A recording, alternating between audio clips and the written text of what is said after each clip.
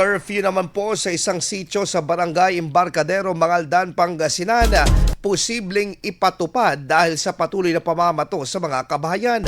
Para sa detalye ng balitang yan, kasama natin Idol Jam Victorio. 104.7 IFM Report.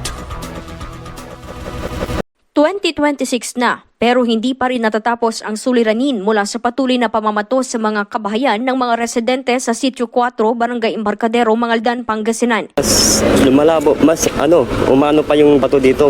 Minsan madaling araw na. Umaga, ganun tanghali. Sa panayam kay Barangay Captain Chofilo Freneza Jr., bagaman mayroon ng nasita sa naturang pamamato, ay hindi pa rin ito natitigil hanggang sa kasalukuyan.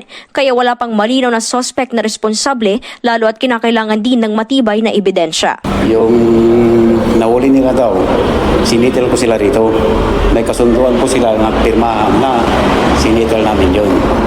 Tapos yun, kawang araw, may batuhan na naman. Yan ang nangyari.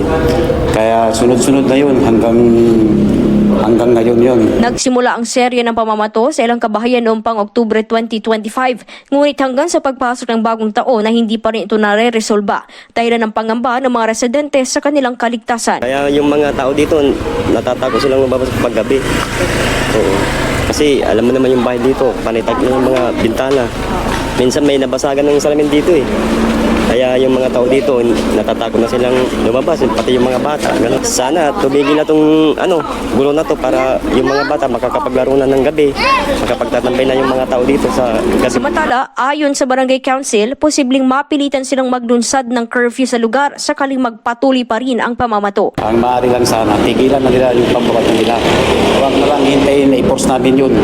Pag sabi ni Mayor, pag i-force namin yun, pasensyahan na lang. Magbibig kami ng curfew hour doon. Kung anong oras na curfew hour siguro, malamang 8 to 5 siguro yun. Ang pag-curfew doon, bahala na sila kung hindi sila susunod sa sinasabi po namin. Kaya pasensya na lang po sa mga kabarangayan ko doon sa Sun 4. Naglaan na rin ng 5,000 pesos hanggang 10,000 pesos na pabuya ang Mangaldan Police Station para sa sino mang makapagbibigay ng letrato, footage o nakakaalam sa pagkakakilanlan ng sospek. Nakatakda ring bumisita ang alkalde sa lugar upang resolbahin ang insidente at panatagin ng mga residente sa January 20. Ang mapapatunayang responsable sa pamamato ay maaring mapatawan ng patong-patong na kaso at maaring makulong ng 6 hanggang 12 taon. Kasama mo mula dito sa IFM Digupan, ito si Idol Jam Victorio. Tatak, IFM. IFM News. IFM News. IFM News.